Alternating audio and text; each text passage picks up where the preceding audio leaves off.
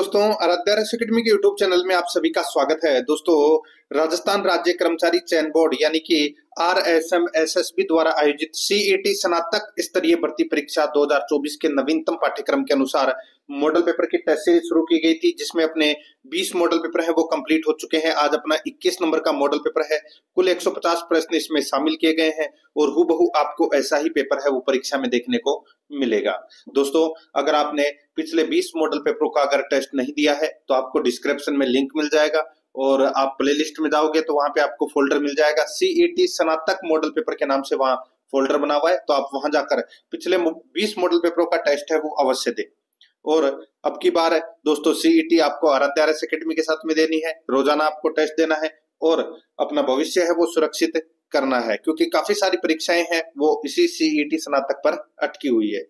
Aaradhya academy के YouTube channel को subscribe नहीं किया तो सब्सक्राइब जरूर करें, बेल आइकन को दबाएं, वीडियो को लाइक नहीं किया तो वीडियो को लाइक करें और अपने दोस्तों के पास में शेयर जरूर करें। तो चलिए दोस्तों, शुरू करते हैं आज का अपना 21 नंबर का मॉडल पेपर। देखिए, पहला प्रश्न, हाल ही में भारतीय कुश्ती महासंघ के एथलीट आयोग के अध्यक्ष के रूप में किसे चुना गया है? भारतीय कुश्ती महासंघ यानी कि WFI के एथलीट आयोग के अध्यक्ष के रूप में किसे चुना गया है? तो वो चुना गया है दोस्तों नरसिंह यादव को। यहाँ पर C नंबर का जो ऑप्शन है वो इसका बिल्कुल सही उत्तर हो जाएगा। ये कुश्ती खिलाड़ी है वो रह चुके हैं। यहाँ पर इसका सही उत्तर C नंबर ऑप्शन बिल्कुल सही। सेकंड नंबर प्रश्न इसमें देखिए, हाल ही में समाचारों में रही लक्ष्मण तीर्थ नदी किस नदी की सहायक नदी है? बताइए, लक्ष्मण तीर्थ नदी किस नदी की सहायक नदी है? तो दोस्तों इसका राइट आंसर हो जाएगा वो है ये कावेरी नदी की दोस्तों ये सहायक नदी है। तो दोस्तों इसका राइट आंसर हो जाएगा यहाँ पर D नंबर का जो ऑप्शन है वो इसका बिल्कुल सही उत्तर हो जाएगा। दोस्तों ये पूरी तरह से नदी है वो सूख गई है, भयंकर सूखे और भयंकर गर्मी के कारण ये कर्नाटक में कावेरी नदी की सहायक नदी है। ये लक्ष्मण तीर्थ नदी पूरी तरह से सूख गई है। यहाँ पर अपना इसमें राइट आंसर क्या हो जाएगा? वो है इसमें D नंबर ऑप्शन बिल्कुल सही। 3 नंबर का प्रश्न है, हाल ही में किस मंत्रालय ने IT नियम 2021 के तहत PIB की फैक्ट चेक यूनिट को अधिसूचित किया है? हाल ही में किस मंत्रालय ने IT नियम 2021 के तहत PIB की फैक्ट चेक यूनिट को अधिसूचित किया है? तो दोस्तों राइट आंसर हो जाएगा इसमें वो किया है दोस्तों इलेक्ट्रॉनिक्स और सूचना प्रौद्योगिकी मंत्रालय ने। यहाँ पर अपना C नंबर का ऑप्शन बिल्कुल सही उत्तर हो जाएगा। 4 नंबर का प्रश्न है, अंतर्राष्ट्रीय महिला दिवस 2024 का विषय क्या है? बताइए, अंतर्राष्ट्रीय महिला दिवस 2024 का जो विषय है वो है महिलाओं में निवेश करें, प्रगति में तेजी लाएं। महिलाओं में निवेश करें, प्रगति में तेजी लाएं। यहाँ पर A नंबर का जो ऑप्शन है वो इसका बिल्कुल सही उत्तर हो जाएगा, याद रखना। बहुत ही अच्छा प्रश्न है। नेक्स्ट आगे देखिए, 5 नंबर का प्रश्न है, ई क्रॉप एक फसल सिमुलेशन मॉडल आधारित उपकरण निम्नलिखित में से किस संस्थान द्वारा विकसित किया गया है? ई क्रॉप एक फसल सिमुलेशन मॉडल आधारित उपकरण किस संस्थान द्वारा विकसित किया गया है? सही उत्तर हो जाएगा दोस्तों इसमें वो है केंद्रीय कंद फसल अनुसंधान संस्थान केरल द्वारा। यहाँ पर B नंबर ऑप्शन बिल्कुल सही। देखिए, सुनने की ज्यादा कोशिश करना, सुनने से ज्यादा याद होता है। और अगर कोई ज्यादा ही डीप प्रश्न है जो आपको नहीं आ रहा है तो आप शॉर्टकट में एक कॉपी के अंदर एक लाइन में आप लिख सकते हैं और पूरा पेपर खत्म होने के बाद में दोस्तों आप एक बार उसका रिवीजन है वो आसानी से मार सकते हैं। देखिए, 6 नंबर का प्रश्न है, चोरा चोरी कांड किस आधुनिक राज्य क्षेत्र से जुड़ा हुआ था? बताइए दोस्तों, चोरा चोरी कांड आप सभी को पता है ये गोरखपुर से जुड़ा हुआ था। 5 फरवरी 1922 को ये चोरा चोरी कांड है वो हुआ था। ये कहां पर है वर्तमान में? तो ये यूपी में, उत्तर प्रदेश में। यहाँ पर B नंबर का ऑप्शन बिल्कुल सही उत्तर हो जाएगा। आगे देखिए, 7 नंबर का प्रश्न है, अहमदिया आंदोलन की स्थापना किसने की? अहमदिया आंदोलन की जो स्थापना है वो दोस्तों 1889 में हुई थी। कब हुई थी? 1889 में, ठीक है। और मिर्जा गुलाम अहमद ने की थी, मिर्जा गुलाम अहमद ने। यहाँ पर B नंबर ऑप्शन सही। 8 नंबर का प्रश्न इसमें देखिए, अंग्रेजों ने अपनी शपथ भंग की, अंग्रेजों ने अपनी शपथ भंग की, क्या उन्होंने अवध पर अधिकार नहीं किया? अतः उन्हें यह अपेक्षा नहीं करनी चाहिए कि भारतीय अपनी शपथ का अनुपालन करेंगे। 1857 की क्रांति के संदर्भ में ये कथन किसका है? दोस्तों ये जो कथन है ये कथन है मोहम्मद अली बेग का, मोहम्मद अली बेग का कथन है दोस्तों। राइट आंसर हो जाएगा यहाँ पे D नंबर का ऑप्शन बिल्कुल सही उत्तर हो जाएगा। नेक्स्ट आगे देखिए, यहाँ पे 9 नंबर का प्रश्न है, गुरु गोविंद गिरी द्वारा स्थापित संप सभा का प्रथम सम्मेलन हुआ था? तो संप सभा का प्रथम सम्मेलन दोस्तों मानगढ़ की पहाड़ी पर हुआ था। ए नंबर का ऑप्शन बिल्कुल सही उत्तर हो जाएगा। कब हुआ था दोस्तों? ये 1883 ईस्वी में हुआ था। ठीक है, याद रखना। कहां पर? तो दोस्तों डूंगरपुर में हुआ था ये संप सभा का आयोजन, याद रखना। तो यहाँ पर इसका राइट आंसर क्या हो जाएगा? ए नंबर का ऑप्शन बिल्कुल सही। नेक्स्ट आगे देखिए, पंडित नेनूराम शर्मा किस प्रजामंडल से संबंधित थे? बताइए। तो पंडित नेनूराम शर्मा है, ये कौन से प्रजामंडल से संबंधित थे? तो यहाँ पर आप देख सकते हैं दोस्तों, कोटा से ये संबंधित थे। तो यहाँ पर अपना इसमें डी नंबर का जो ऑप्शन है वो इसका बिल्कुल सही उत्तर इसमें हो जाएगा, याद रखना। हाड़ौती प्रजामंडल की स्थापना की थी नेनूराम शर्मा ने, और ये इनके साथ थे प्रभुलाल विजय, और ये हाड़ौती के अंदर ही आता है कोटा ये। तो यहाँ पर अपना 4 नंबर का यानी कि डी नंबर का ऑप्शन बिल्कुल सही उत्तर हो जाएगा। नेक्स्ट आगे देखिए, 1948 ईस्वी में स्थापित भारतीय टेलीफोन उद्योग लिमिटेड को सार्वजनिक क्षेत्र की कंपनी घोषित किया? बताइए। 1948 ईस्वी में स्थापित भारतीय टेलीफोन उद्योग लिमिटेड को सार्वजनिक क्षेत्र की कंपनी घोषित कब की? तो दोस्तों ये की थी 1950 में। दोस्तों 1950 में। हालांकि इसकी स्थापना 1948 में हुई थी, लेकिन सार्वजनिक क्षेत्र की कंपनी है वो 1950 में घोषित की थी। सी नंबर ऑप्शन सही। आगे देखिए, राज्य पुनर्गठन आयोग की स्थापना की गई? राज्य पुनर्गठन आयोग की स्थापना 1953 में की गई। डी नंबर का ऑप्शन बिल्कुल सही। नेक्स्ट आगे देखिए, 13 नंबर का प्रश्न है, अखिल भारतीय हथकरघा बोर्ड की स्थापना कब की गई? अखिल भारतीय हथकरघा बोर्ड की जो स्थापना है वो दोस्तों 1952 ईस्वी में की गई। यहाँ पर सी नंबर का ऑप्शन बिल्कुल सही, 1952 में। ठीक है, नेक्स्ट आगे देखिए, यहाँ पे गणेश्वर सभ्यता किस काल से संबंधित है? गणेश्वर सभ्यता कौन से काल से संबंधित है? इसका राइट आंसर हो जाएगा वो है दोस्तों ये ताम्रपाषाण युग से संबंधित है। कहां पर है? दीमका थाना जिले में। सी नंबर ऑप्शन बिल्कुल सही। आगे देखिए, दो मुंह का चूल्हा व बहुत प्रकार के बर्तनों के साथ सिलबट्टा व पैन निम्नलिखित में से किस स्थान से खुदाई में मिले हैं? बताइए, कौन से सभ्यता स्थल से दो मुंह का चूल्हा, बहुत प्रकार के बर्तनों के साथ सिलबट्टा व पैन, ये कौन सी स्थान की खुदाई से मिले हैं? सही उत्तर हो जाएगा वो है आहड़ से। यहाँ पर ए नंबर का ऑप्शन बिल्कुल सही उत्तर हो जाएगा, आहड़। आगे देखिए, 16 नंबर का प्रश्न है, देखिए कवि वृष की उपाधि किस राजा को दी गई थी? कवि वृष की उपाधि कौन से राजा को दी गई थी?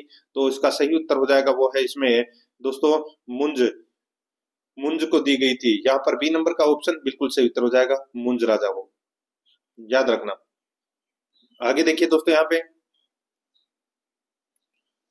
17 नंबर का प्रश्न है, इसमें देखिए,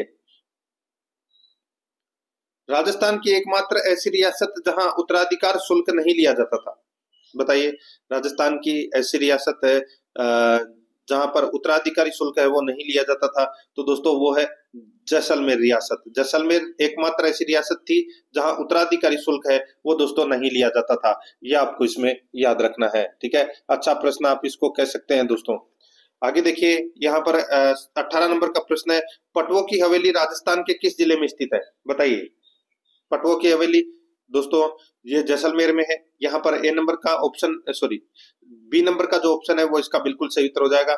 ये सेठ गुमान चंद पटवा ने दोस्तों ये पत्थर जाल जाली की कटाई के लिए ये इनकी कटाई,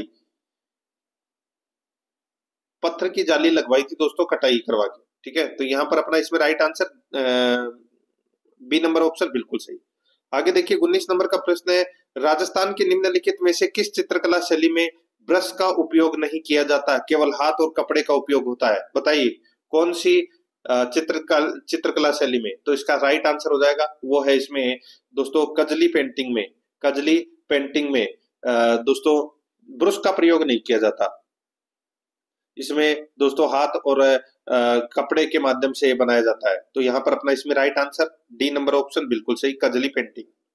नेक्स्ट आगे देखिए, टेराकोटा से मन्नत मूर्तियां व या देवताओं की मूर्तियां बनाने की मोलेला कला में मिट्टी को मजबूत करने और उसे कड़ा बनाने के लिए निम्न में से उससे कौन सी सामग्री बनाई जाती है? बताइए। यहाँ पर जो मिट्टी है उसको और अधिक टाइट बनाने के लिए उसमें दोस्तों क्या मिलाया जाता है? तो इसका जो राइट आंसर हो जाएगा वो है दोस्तों उसमें चावल की भूसी और गधे का गोबर मिलाया जाता है। यहाँ पर बी नंबर का ऑप्शन बिल्कुल सही उत्तर हो जाएगा, याद रखना। आगे देखिए, सोरठा छंद और मांड राग किस बोली की शिल्पगत विशेषताएं हैं?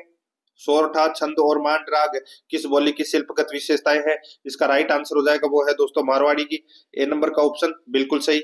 आगे देखिए 22 नंबर का प्रश्न है, राजस्थान में चंद्रभागा मेला प्रतिवर्ष कार्तिक माह के किस दिन आयोजित किया जाता है? चंद्रभागा मेला दोस्तों कहां पर लगता है? झालावाड़ जिले के झालरापाटन में लगता है और ये प्रतिवर्ष कार्तिक माह के अंतिम दिन दोस्तों ये चंद्रभागा मेला है वो आयोजित होता है। तो यहाँ पर डी नंबर का ऑप्शन बिल्कुल सही उत्तर हो जाएगा। 23 नंबर का प्रश्न है, होलार राजस्थानी लोकगीत है जो किसके अवसर पर गाए जाते हैं? दोस्तों होलार जो राजस्थानी गीत है ये किसके अवसर पर गाए जाते हैं? तो ये शिशु के जन्म होने पर ये गाए जाते हैं दोस्तों होलार। बी नंबर का ऑप्शन बिल्कुल सही। यहाँ पे देखिए 24 नंबर का प्रश्न है, भील समुदाय द्वारा निम्नलिखित में से कौन सा लोक नृत्य किया जाता है? भील समुदाय द्वारा निम्नलिखित में से कौन सा नृत्य किया जाता है? राइट आंसर हो जाएगा वो है गैर नृत्य। यहाँ पर सी नंबर का ऑप्शन बिल्कुल सही उत्तर हो जाएगा गैर नृत्य। आगे देखिए 25 नंबर का प्रश्न है, ब्रिजेश वस्त्र है दोस्तों ये ब्रिजेश ये जोधपुरी बोल सकते हैं आप इसको। ये एक पैंट टाइप का होता है जो पुरुषों के नीचे यानी कि पुरुषों के कमर के नीचे का वस्त्र है, ब्रिजेश बोलते हैं उसे, जो ऊपर से चौड़ा रहता है नीचे से टाइट रहता है। तो यहाँ पर अपना इसमें राइट आंसर हो जाएगा पुरुषों की कमर के नीचे का वस्त्र है ये। ए नंबर का ऑप्शन बिल्कुल सही उत्तर हो जाएगा। आगे देखिए 26 नंबर का प्रश्न है, राजस्थान के किस संप्रदाय के लोक पुरुषों द्वारा अग्नि नृत्य किया जाता है?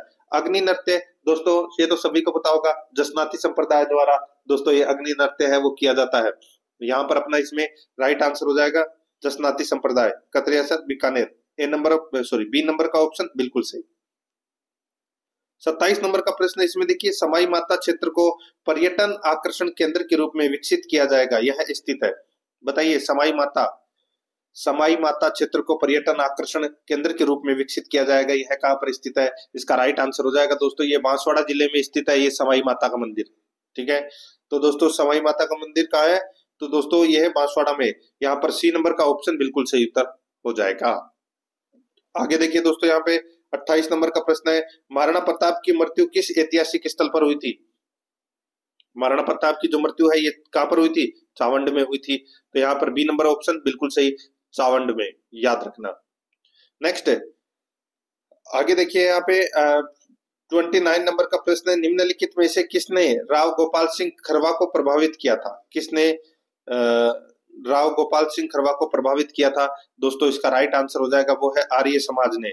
तो यहाँ पर बी नंबर का जो ऑप्शन है वो इसका बिल्कुल सही उत्तर इसमें हो जाएगा।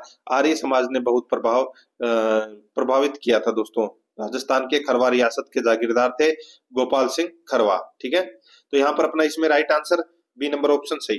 30 नंबर का प्रश्न है, निम्नलिखित में से किस क्रांतिकारी ने अपना अधिकांश समय एक नकली नाम अमरदास वैरागी वाले संत की पोशाक में बिताया?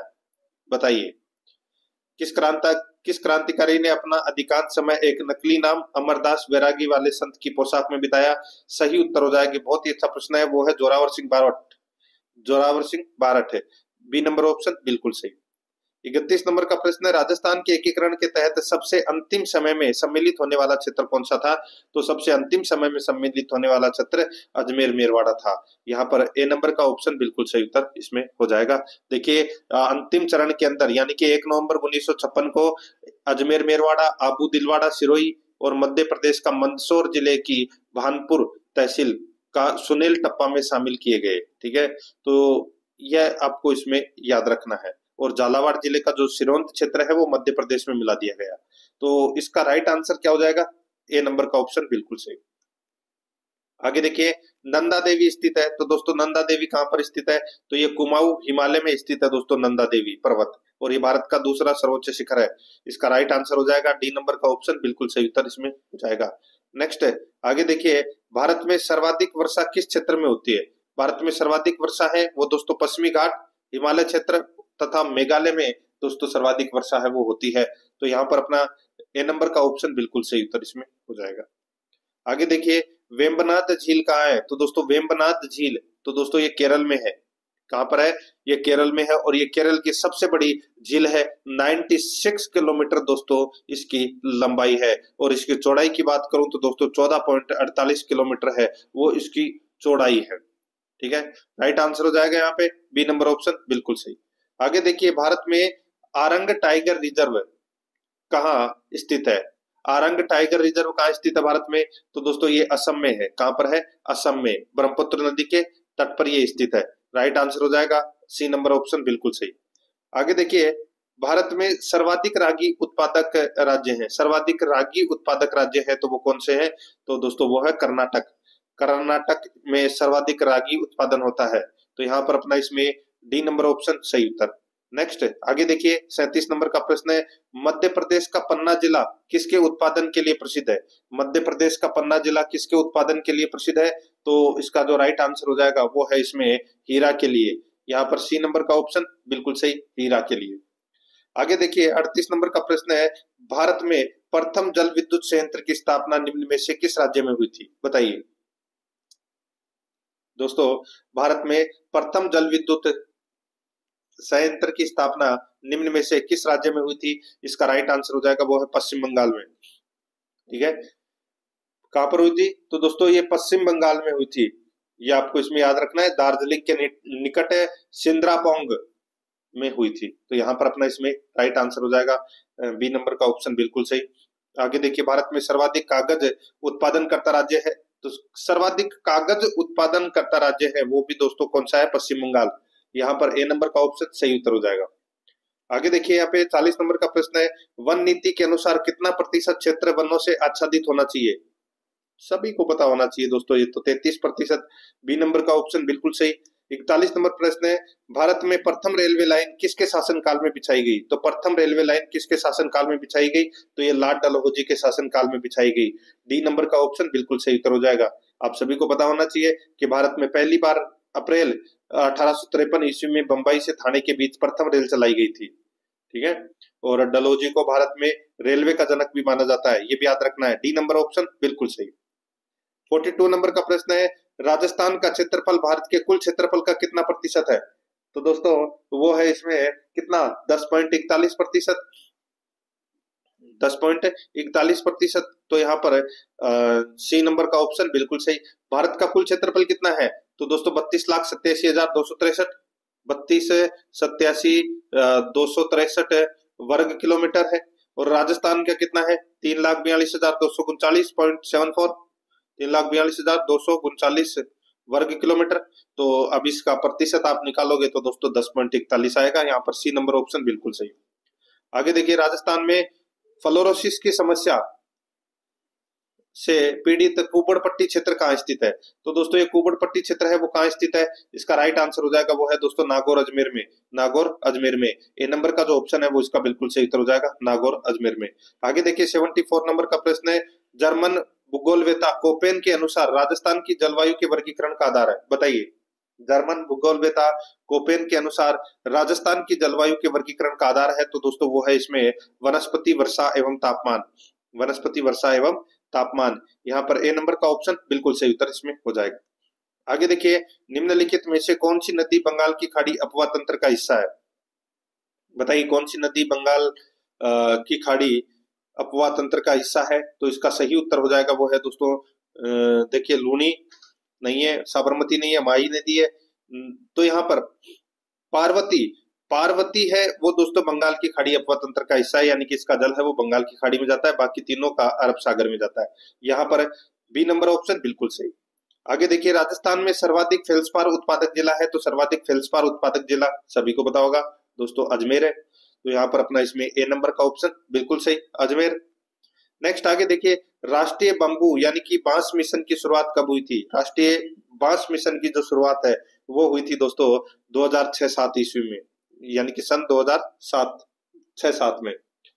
बी नंबर ऑप्शन बिल्कुल सही। आगे देखिए, बंसधारा पहाड़ी कौन से अभ्यारण्य में स्थित है? बंसधारा पहाड़ी कौन से अभ्यारण्य में स्थित है? तो दोस्तों ये सज्जनगढ़ अभ्यारण्य में स्थित है बंसधारा पहाड़ी। यहाँ पर सी नंबर ऑप्शन बिल्कुल सही उत्तर इसमें हो जाएगा, याद रखना। आगे देखिए, यहाँ पे 49 नंबर का प्रश्न है, वर्टिसोल्स मिट्टी राजस्थान के निम्नलिखित में से किन जिलों में नहीं पाई जाती? बताइए, वर्टिसोल मृदा है वो राजस्थान के कौन से जिलों में नहीं पाई जाती? तो दोस्तों ये मृदा है, ये झालावाड़, बारां, कोटा, बूंदी, सवाई माधोपुर, भरतपुर, बांसवाड़ा, इन क्षेत्रों में दोस्तों ये पाई जाती है। तो यहाँ पर दोस्तों देखिए, झालावाड़, बारां, कोटा, भरतपुर, बूंदी, बांसवाड़ा में पाई जाती है, लेकिन धौलपुर, करौली में नहीं पाई जाती। तो यहाँ पर इसका right answer D number option हो जाएगा। आगे देखिए, राष्ट्रीय बीजीय मसाला अनुसंधान केंद्र स्थित है। राष्ट्रीय बीजीय मसाला अनुसंधान केंद्र दोस्तों तबीजी अजमेर में स्थित है। यहाँ पर इसमें ए नंबर का ऑप्शन बिल्कुल सही, तबीजी अजमेर में। आगे देखिए, यहाँ पे 2011 की जनगणना के अनुसार आंकड़ों के अनुसार राजस्थान में जनसंख्या वृद्धि दर कितनी है? तो राजस्थान में जनसंख्या वृद्धि दर है वो दोस्तों 21.44 है। 21.44 है दोस्तों। वैसे तो दोस्तों अगर ऑप्शन में 21.3 होता तो आप 21.3 करना था, ठीक है। राजस्थान की जनसंख्या वृद्धि दर है वो 21.3 रही, लेकिन 21.3 है वो ऑप्शन में नहीं है, तो 21.44 इसका सही उत्तर हो जाएगा, ठीक है। बी नंबर ऑप्शन बिल्कुल सही। हालांकि आपको 21.3 है वो याद रखना है। और दोस्तों सर्वाधिक जो जनसंख्या वृद्धि दर यानी कि है वो कौन से जिले में हुई थी? तो बाड़मेर में 32.5% और सबसे कम है वो श्रीगंगानगर में 10%। तो यहाँ पर बी नंबर ऑप्शन सही। आगे देखिए, राजस्थान में उदरिया पंथ किन में प्रचलित है? उदरिया पंथ किन में प्रचलित है? तो दोस्तों भीलों में प्रचलित है। ए नंबर ऑप्शन बिल्कुल सही। अब दोस्तों थोड़ी सी कुछ मैं चीजें बता देता हूँ। दोस्तों अगर आपने अभी तक आराध्या RS एकेडमी के यूट्यूब चैनल को सब्सक्राइब नहीं किया है तो सब्सक्राइब जरूर कर लें, बेल आइकन को दबाएं ताकि नोटिफिकेशन है वो आपके पास में निरंतर पहुंचता रहे। और वीडियो को लाइक नहीं किया है तो एक बार सभी के सभी मित्र हैं वो वीडियो को जरूर लाइक करें। दोस्तों आपको यहाँ पर बिल्कुल क्रीम चीज है वो मिलेगी, बाकी और आपको कहीं नहीं मिलेगी, वो चीजें आपको यहाँ मिलेगी इस चैनल के ऊपर। दोस्तों साथ ही देखिए, जो RS प्री का मॉडल पेपर है वो शुरू कर दिया गया है। एक मॉडल पेपर अपना कंप्लीट हो चुका है। और दोस्तों CET 10+2 के लिए दोस्तों आज मॉडल पेपर है वो आ जाएगा 10+2 के लिए भी। तो आप ज्यादा से ज्यादा मॉडल पेपर का टेस्ट है वो देना है आपको परीक्षा में जाने से पहले। और दोस्तों जैसे RS प्री की परीक्षा है वो फरवरी माह में लगेगी, तो आप रोजाना अगर एक मॉडल पेपर का टेस्ट दोगे, 2-3 दिन में भी दोगे, तो दोस्तों 24 घंटे में से आप 1.5 घंटे अगर टेस्ट दे दोगे तो बाकी के घंटे आप रीडिंग करते रहिए, आपको ये भी पता लगेगा कि अपनी तैयारी कितनी हो रही है, ठीक है। तो ये चीजें आपको थोड़ी सी ध्यान में रखनी है। तो यहाँ पर ए नंबर का ऑप्शन बिल्कुल सही। आगे देखिए, निम्नलिखित में से किस झील में राजस्थान की सबसे बड़ी सौर वेधशाला स्थापित है? बताइए, किस झील में राजस्थान की सबसे बड़ी सौर वेधशाला स्थापित की गई है? सही उत्तर हो जाएगा वो है दोस्तों फतेह सागर झील, उदयपुर में। ए नंबर का ऑप्शन बिल्कुल सही उत्तर इसमें हो जाएगा। आगे देखिए, 54 नंबर का प्रश्न है, आमेर का जगत शिरोमणि मंदिर किन के द्वारा बनवाया गया? तो दोस्तों ये जगत शिरोमणि मंदिर है आमेर का, ये बनाया दोस्तों रानी कनकवती ने बनाया था दोस्तों। यहाँ पर डी नंबर का ऑप्शन बिल्कुल सही, अपने पुत्र जगत सिंह की याद में दोस्तों इसका निर्माण है वो करवाया था, जगत शिरोमणि मंदिर का निर्माण। तो यहाँ पर डी नंबर ऑप्शन बिल्कुल सही। आगे देखिए, राजस्थान में सड़कों का न्यूनतम घनत्व किस जिले में? सड़कों का न्यूनतम घनत्व दोस्तों वो है कहां पर? तो वो न्यूनतम घनत्व तो है जैसलमेर में। और दोस्तों सर्वाधिक जो घनत्व है वो है राजसमंद में, ये भी आपको याद रखना है। न्यूनतम जैसलमेर में और सर्वाधिक राजसमंद में। यहाँ पर ए नंबर का ऑप्शन बिल्कुल सही उत्तर हो जाएगा। आगे देखिए, 56 नंबर प्रश्न है, भारत के संविधान की प्रस्तावना में दिए गए आश्वासनों का सही क्रम क्या है? तो दोस्तों आपने भारत की प्रस्तावना अगर नहीं पढ़ी है तो वो जरूर पढ़े। और आप प्लेलिस्ट में जाओगे तो वहां पे आपको एक फोल्डर मिलेगा पॉलिटिकल साइंस के टॉपिक वाइज प्रश्न, तो आपको वहां पर जो जितने भी टॉपिक है पॉलिटिकल साइंस के, वहां पर जैसे करीबन 36-37 टॉपिक है पॉलिटिकल साइंस के, तो वो सारे के सारे आपको वहां मिल जाएंगे। और उसमें आप टॉपिक वाइज प्रश्न है वो आसानी से देख सकते हैं। तो यहाँ पे प्रस्तावना में देखिए, अब हम भारत के लोग संपूर्ण प्रभुत्व संपन्न समाजवाद पंथ निरपेक्ष, तो ये प्रस्तावना है। तो यहाँ पर इसका जो राइट आंसर हो जाएगा न्याय, स्वतंत्रता, समानता, समता और बंधुता, ये क्रम है दोस्तों। राइट आंसर हो जाएगा यहाँ पे सी नंबर का जो ऑप्शन है वो इसका बिल्कुल सही उत्तर इसमें हो जाएगा, याद रखना। आगे देखिए, 57 नंबर का प्रश्न है, किसी भी परिसंकट में नियोजन में काम करने के लिए 14 से कम उम्र के बच्चों का निषेध भारतीय संविधान के किस अनुच्छेद में वर्णित है? बताइए, दो ही तो अनुच्छेद है, एक 23 और एक 24, जो शोषण के विरुद्ध अधिकार से संबंधित है। तो यहाँ पर जो अनुच्छेद 24 है वो दोस्तों 14 वर्ष से कम उम्र के बच्चों का निषेध भारतीय संविधान के अनुच्छेद 24 में वर्णित करता है। इसका राइट आंसर हो जाएगा यहाँ पे बी नंबर का ऑप्शन, बिल्कुल सही। आगे देखिए, राज्य के नीति निर्देशक तत्व है, राज्य को निम्नलिखित में से किन किन के लिए निर्देशित करते हैं। दोस्तों जो नीति निर्देशक तत्व हैं वो कौन से अनुच्छेद से कौन से अनुच्छेद तक हैं, तो ये तो आपको पता होगा दोस्तों, 36 से 51 तक है दोस्तों। ये नीति निर्देशक तत्व है वो है, और साथ ही दोस्तों आपको ये भी पता लगेगा इसमें कि कौन कौन से अपने नीति निर्देशक तत्व है। तो दोस्तों देखिए यहाँ पे देखिए, लोगों के कल्याण के संवर्धन के लिए सामाजिक व्यवस्था सुनिश्चित करना, दोस्तों बिल्कुल सही है। आगे देखिए, कार्यपालिका से न्यायपालिका को अलग रखना, ये भी बिल्कुल सही है। लोक स्वास्थ्य का संवर्धन करना, ये गलत हो जाएगा दोस्तों। तो यहाँ पर अपना इसमें राइट आंसर क्या हो जाएगा, एक और दो कथन है वो इसमें सत्य है, कूट भाषा में अपने को उत्तर देना है, तो ए नंबर का ऑप्शन बिल्कुल सही उत्तर हो जाएगा। आगे देखिए 59 नंबर का प्रश्न है, भारतीय संविधान के निम्न में से नागरिकों के कौन से मौलिक कर्तव्य हैं। नागरिकों के मौलिक कर्तव्य हैं वो कौन से हैं दोस्तों, यहाँ पर देखिए इसमें नागरिकों के मौलिक कर्तव्य कौन से हैं।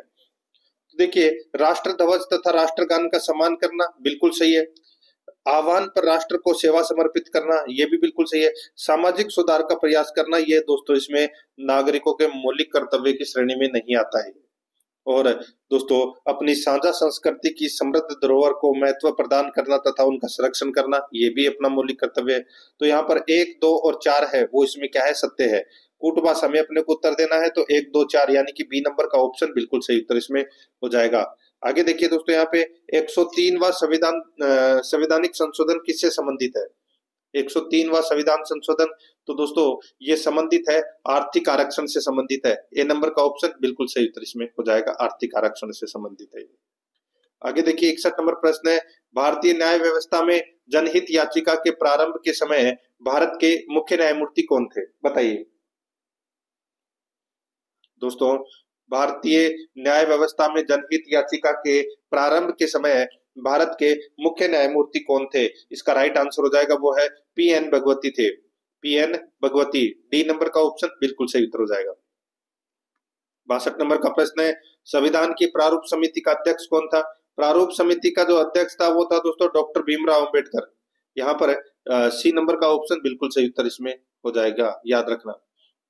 आगे देखिए, अगर कोई व्यक्ति प्रधानमंत्री की शपथ लेता है जो संसद के किसी भी सदन का सदस्य नहीं हो, तो उसे कितने समय में किसी एक सदन का सदस्य बनना आवश्यक होता है, तो दोस्तों 6 महीने, ठीक है, 6 माह के भीतर उसे सदन का सदस्य है वो बनना होता है। यहाँ पर अपना इसमें सी नंबर का ऑप्शन बिल्कुल सही उत्तर हो जाएगा। 64 नंबर का प्रश्न है, सर्वोच्च न्यायालय में न्यायाधीशों का कार्यकाल कितने समय तक होता है। सर्वोच्च न्यायालय में न्यायाधीशों का कार्यकाल कितने समय तक का होता है, इसका राइट आंसर हो जाएगा वो है 65 वर्ष की आयु तक। 65 वर्ष की आयु तक, यहाँ पर बी नंबर का ऑप्शन बिल्कुल सही उत्तर इसमें हो जाएगा। आगे देखिए 65 नंबर का प्रश्न है, संघ एवं राज्यों के मध्य विधायी शक्तियों के बंटवारे संबंधी संशोधन विधेयक पारित होता है। संघ एवं राज्यों के मध्य विधायी शक्तियों के बंटवारे संबंधी संशोधन विधेयक पारित होता है। तो ये जो पारित होता है ये संसद की कुल सदस्य संख्या के बहुमत तथा सदन में उपस्थित एवं मतदान करने वाले सदस्यों के 2/3 बहुमत के साथ साथ आधे राज्य द्वारा संपुष्टि के उपरांत दोस्तों ये होता है। यहाँ पर डी नंबर ऑप्शन बिल्कुल सही उत्तर हो जाएगा। ये संघ एवं राज्यों के मध्य विधायी शक्तियों के बंटवारे से संबंधित संशोधन विधेयक पारित होता है ऐसे। आगे देखिए 66 नंबर का प्रश्न है, निम्न में से कौन सा चुनाव आयोग का महत्वपूर्ण कर्तव्य नहीं है। चुनाव आयोग का महत्वपूर्ण कर्तव्य कौन सा नहीं है, तो वो है दोस्तों देखिए चुनाव का निरीक्षण करना, प्रत्यक्ष चुनाव का संचालन और नियंत्रण करना। तो यहाँ पे स्थानीय चुनाव न कराना, तो ये इसमें गलत हो जाएगा, ये चुनाव आयोग का महत्वपूर्ण कर्तव्य नहीं है। तो यहाँ पर बी नंबर ऑप्शन बिल्कुल सही। आगे देखिए, निम्नलिखित में से कौन भारत के नियंत्रक महालेखा परीक्षक के प्रतिवेदन की विस्तार से परिनिरीक्षण करता है। कौन भारत के नियंत्रक महालेखा परीक्षक के प्रतिवेदन की विस्तार से परिनिरीक्षण करता है? इसका राइट आंसर हो जाएगा दोस्तों, वो है इसमें लोक लेखा समिति। ए नंबर का जो ऑप्शन है वो इसका बिल्कुल सही उत्तर हो जाएगा, लोक लेखा समिति। नेक्स्ट आगे देखिए 68 नंबर का प्रश्न है, केंद्रीय सूचना आयोग की स्थापना कब की गई? केंद्रीय सूचना आयोग की स्थापना दोस्तों वर्ष 2005 में की गई थी। यहाँ पर बी नंबर ऑप्शन सही उत्तर। नेक्स्ट है, भारत द्वारा सरकार की संसदीय प्रणाली किस राष्ट्र के संविधान के आधार पर अपनाई गई है? संसदीय प्रणाली कहां से ली गई है? संसदीय प्रणाली दोस्तों यूनाइटेड किंगडम से ली गई है। यहाँ पर अपना इसमें ए नंबर का ऑप्शन बिल्कुल सही उत्तर हो जाएगा, यूनाइटेड किंगडम से ली गई है। आगे देखिए 70 नंबर का प्रश्न है, निम्न में से कौन राष्ट्रीय मानवाधिकार आयोग के अध्यक्ष के लिए गठित समिति में शामिल नहीं होता? तो गठित समिति में शामिल कौन नहीं होता? राष्ट्रीय मानवाधिकार आयोग के अध्यक्ष के लिए जो समिति गठित होती है उसके अंदर देखिए राष्ट्रपति के द्वारा नियुक्ति की जाती है, प्रधानमंत्री के द्वारा एक समिति गठित की जाती है, जिस समिति का अध्यक्ष प्रधानमंत्री होता है और उस समिति के उसके अंदर लोकसभा अध्यक्ष भी होता है, विपक्षी दल का नेता भी होता है। तो यहाँ पर राष्ट्रपति ए नंबर का ऑप्शन इसका बिल्कुल सही उत्तर इसमें हो जाएगा। आगे देखिए यहाँ पे 71 नंबर प्रश्न है, पंचायती राज व्यवस्था में प्रथम स्तर पर निर्वाचित निकाय और लोकतंत्र की बुनियादी इकाई है तो वो कौन सी है? प्रथम स्तर पर दोस्तों प्रथम स्तर पर है वो है इसमें ग्राम पंचायत। यहाँ पर ए नंबर का ऑप्शन बिल्कुल सही, प्रथम स्तर पर ग्राम पंचायत है। आगे देखिए दोस्तों यहाँ पे 72 नंबर का प्रश्न है, निम्नलिखित में से कौन सा युग्म सुमेलित नहीं है? कौन सा युग्म सुमेलित नहीं है वो बताना है दोस्तों। यहाँ पर देखिए अनुच्छेद 154 ये राज्य की कार्यपालिका शक्तियों से संबंधित है, बिल्कुल सही है। अनुच्छेद 155 ठीक है, ये राज्यपाल की है, राज्यपाल की कार्यपालिका शक्तियों से संबंधित है अनुच्छेद 154। और दोस्तों यहाँ पर देखिए अनुच्छेद 155 ये इसमें राज्यपाल की नियुक्ति से संबंधित प्रावधान किए गए हैं और अनुच्छेद 156 में राज्यपाल की नियुक्ति हेतु योग्यता है। तो दोस्तों देखिए इसमें नियुक्ति से संबंधित नहीं है अनुच्छेद 156, इसमें कार्यकाल है राज्यपाल का 5 वर्ष की अवधि के लिए की जाती है, ठीक है। तो कार्यकाल है अनुच्छेद 156 में, तो ये अपना सी नंबर वाला ऑप्शन गलत हो जाएगा। अनुच्छेद 163 में राज्य मंत्री परिषद है, तो यहाँ पर सी नंबर का ऑप्शन बिल्कुल सही उत्तर इसमें हो जाएगा। 73 नंबर प्रश्न है, मंत्री परिषद के संबंध में निम्नलिखित कथनों में से कौन सा कथन सही नहीं है? मंत्री परिषद के संबंध में निम्नलिखित कथनों में से कौन सा कथन है वो सही नहीं है? दोस्तों यहाँ पर आप देख सकते हैं, मूल संविधान में मंत्रिमंडल शब्द का प्रयोग नहीं किया गया, बिल्कुल सही है। मंत्रीगण राज्यपाल के प्रसाद पर्यंत पद पर बने रहते हैं, बिल्कुल सही है। संविधान में 4 स्तरीय मंत्री परिषद की बात कही गई है, तो ये अपना इसमें गलत हो जाएगा। देखिए 3 प्रकार के मंत्री होते हैं, कैबिनेट मंत्री, राज्य मंत्री और उप मंत्री, ठीक है। तो यहाँ पे 4 नहीं 3 स्तर के मंत्री परिषद की बात कही गई है। मंत्रियों के विभाग का आवंटन मुख्यमंत्री करता है, बिल्कुल सही है। यहाँ पर सी नंबर का ऑप्शन बिल्कुल सही। आगे देखिए 74 नंबर प्रश्न है, किस विधानसभा से राज्य में राज्य मंत्री और संसदीय सचिव की व्यवस्था की गई है? तो संसदीय सचिव की व्यवस्था वो दोस्तों चौथी विधानसभा से की गई है। यहाँ पर बी नंबर ऑप्शन बिल्कुल सही, चौथी विधानसभा से, जिसमें दोस्तों 4 सदस्यों को संसदीय सचिव पद की शपथ दिलाई गई। तो यहाँ पर अपना इसमें राइट आंसर क्या हो जाएगा, वो है बी नंबर का ऑप्शन बिल्कुल सही उत्तर इसमें हो जाएगा, याद रखना।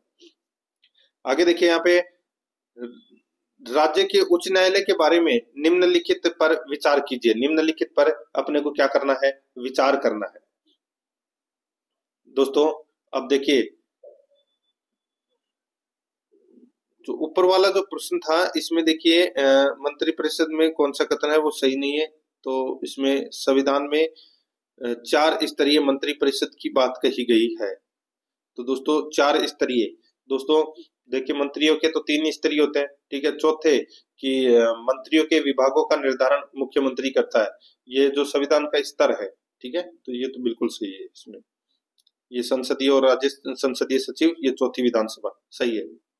75 नंबर प्रश्न है, राज्य के उच्च न्यायालय के बारे में निम्नलिखित पर विचार कीजिए। तो दोस्तों निम्नलिखित पर अपने को क्या करना है, विचार करना है कि कौन सा कथन है वो इसमें सत्य है। देखिए यहाँ पे दोस्तों संविधान के अनुच्छेद 213 में प्रावधान है कि प्रत्येक राज्य में एक उच्च न्यायालय होगा। तो दोस्तों यहाँ पर पहला ही कथन है वो इसमें गलत दे रखा है, गलत है दोस्तों। देखिए संविधान में अनुच्छेद 214 से दोस्तों 232 तक राज्यों के उच्च न्यायालय के संगठन से संबंधित है। और अनुच्छेद 226 के अंतर्गत है उच्च न्यायालय के को लेख जारी करने का यानी कि रिट जारी करने का भी वो है। तो ये अपना 213 है वो गलत हो जाएगा। 214 से 232 तक है उच्च न्यायालय के बारे में प्रावधान, तो पहला कथन गलत हो जाएगा। दूसरा देखिए यहाँ पर राज्य उच्च न्यायालय के न्यायाधीशों की नियुक्ति राष्ट्रपति द्वारा की जाती है, बिल्कुल सही है। अनुच्छेद 226 के अंतर्गत उच्च न्यायालय को कुछ लेख जारी करने का अधिकार है, बिल्कुल सही है। भारतीय संविधान के प्रावधान के तदनुसार दो या दो से अधिक राज्यों के लिए एक ही उच्च न्यायालय का गठन किया जा सकता है, बिल्कुल सही है। तो यहाँ पर 2, 3, 4 है वो क्या है, सत्य है। 2, 3, 4 यानी कि अपना सी नंबर का ऑप्शन बिल्कुल सही उत्तर इसमें हो जाएगा। 76 नंबर प्रश्न है, राज्य लोक सेवा आयोग के अध्यक्ष व सदस्यों का कार्यकाल कितना होता है? तो दोस्तों इनका जो सदस्यों का कार्यकाल है वो राज्य लोक सेवा आयोग की बात कर रहा हूं मैं यहाँ पे। तो दोस्तों इसमें 6 वर्ष की आयु या 62 वर्ष की आयु जो भी पहले हो, तो यहाँ पर अपना 6 वर्ष की आयु या 62 वर्ष की आयु जो भी पहले हो, यहाँ पर डी नंबर ऑप्शन बिल्कुल सही उत्तर हो जाएगा। आगे देखिए, किस अधिकारी के रूप में सभी विकास कार्यक्रमों के सफल क्रियान्वयन की जिम्मेदारी जिलाधीश ने की है? बताइए, किस अधिकारी के रूप में सभी विकास कार्यक्रमों के सफल क्रियान्वयन की जिम्मेदारी जिलाधीश की है? तो इसका राइट आंसर क्या हो जाएगा, बताइए। तो दोस्तों वो है विकास अधिकारी के रूप में। यहाँ पर सी नंबर का ऑप्शन बिल्कुल सही उत्तर हो जाएगा, विकास अधिकारी के रूप में। नेक्स्ट आगे देखिए, 78 नंबर का प्रश्न है, निम्नलिखित में से मानवाधिकार संरक्षण अधिनियम 1993 की धाराओं के संबंध में कौन सा असुमेलित है? मानवाधिकार संरक्षण अधिनियम 1993 की धाराओं के संबंध में कौन सा असुमेलित है वो बताना है। देखिए धारा 21, दोस्तों धारा 21 में इसके मानवाधिकार आयोग यानी कि राज्य मानवाधिकार आयोग का गठन की संरचना है, तो दोस्तों बिल्कुल सही है। धारा 22 में राज्य मानवाधिकार आयोग के अध्यक्ष व सदस्यों की नियुक्ति का प्रावधान है, बिल्कुल सही है। धारा 23 है अध्यक्ष व सदस्यों का कार्यकाल, तो दोस्तों ये गलत हो जाएगा। दोस्तों इसमें अध्यक्ष और सदस्यों के इस्तीफे व हटने से संबंधित है या हटाने से संबंधित प्रावधान है इसमें, तो ये तीसरा यानी कि धारा 23 है वो इसमें गलत हो जाएगा। और जो धारा 28 है दोस्तों, धारा 28 है वार्षिक प्रतिवेदन यानी कि राज्य सरकार को अपना वार्षिक प्रतिवेदन रिपोर्ट सौंपेगा, तो दोस्तों ये भी इसमें सही है। तो यहाँ पर राइट आंसर क्या हो जाएगा, सी नंबर का ऑप्शन बिल्कुल सही। आगे देखिए, लोकायुक्त संस्था है, तो दोस्तों लोकायुक्त संस्था है तो ये सांविधिक एवं सलाहकारी संस्था है लोकायुक्त। ए नंबर का ऑप्शन बिल्कुल सही उत्तर हो जाएगा। 80 नंबर प्रश्न है, राजस्थान राज्य निर्वाचन आयोग की स्थापना कब हुई? राजस्थान राज्य निर्वाचन आयोग की जो स्थापना है वो 1 जुलाई 1994 को हुई। डी नंबर का ऑप्शन बिल्कुल सही, 1 जुलाई 1994 को। नेक्स्ट आगे देखिए, 81 नंबर प्रश्न है, राज्य सूचना आयोग के अध्यक्ष व सदस्यों का कार्यकाल कितना होता है? राज्य सूचना आयोग के अध्यक्ष व सदस्यों का कार्यकाल कितना होता है? तो ये होता है दोस्तों केंद्र सरकार द्वारा निर्धारित समयावधि तक, केंद्र सरकार द्वारा निर्धारित समयावधि तक। यहाँ पर सी नंबर का जो ऑप्शन है वो इसका बिल्कुल सही उत्तर इसमें हो जाएगा। आगे देखिए, लोक लेखा समिति के सदस्यों का कार्यकाल होता है, लोक लेखा समिति के सदस्यों का कार्यकाल होता है, इसका राइट आंसर हो जाएगा वो है दोस्तों इसमें 1 वर्ष, 1 वर्ष होता है दोस्तों, ठीक है। राइट आंसर हो जाएगा यहाँ पर बी नंबर ऑप्शन बिल्कुल सही। आगे देखिए, मुद्रा की पूर्ति के निम्न मापों में से किसे रिजर्व मुद्रा तथा या अथवा उच्च शक्ति प्राप्त मुद्रा अथवा आधार मुद्रा भी कहा जाता है? बताइए किसको? मुद्रा की पूर्ति के निम्न मापों में से यानी कि कौन से मापों में से किसे रिजर्व मुद्रा या उच्च शक्ति प्राप्त मुद्रा या आधार मुद्रा भी कहा जाता है? इसका राइट आंसर हो जाएगा वो है दोस्तों इसमें MO, ठीक है। याद रखना दोस्तों, यहाँ पर ए नंबर का जो ऑप्शन है वो इसका बिल्कुल सही उत्तर हो जाएगा, ये M और ये S है, ठीक है। ए नंबर का ऑप्शन बिल्कुल सही उत्तर इसमें हो जाएगा, याद रखना। आगे देखिए, यहाँ पे 84 नंबर प्रश्न है, वस्तु एवं सेवा कर लागू करने वाला भारत बन गया है। वस्तु एवं यानी कि GST लागू करने पर भारत बन गया है। तो दोस्तों ये भारत है, ये एक सामान्य बाजार है वो बन गया है। यहाँ पर बी नंबर का ऑप्शन बिल्कुल सही उत्तर हो जाएगा, सामान्य बाजार। नेक्स्ट आगे देखिए, जब एनएनपी का मूल्यांकन साधन लागत पर किया जाता है तो वह कहलाता है। जब एनएनपी का मूल्यांकन साधन लागत पर किया जाता है तो वह कहलाता है, तो वह क्या कहलाता है?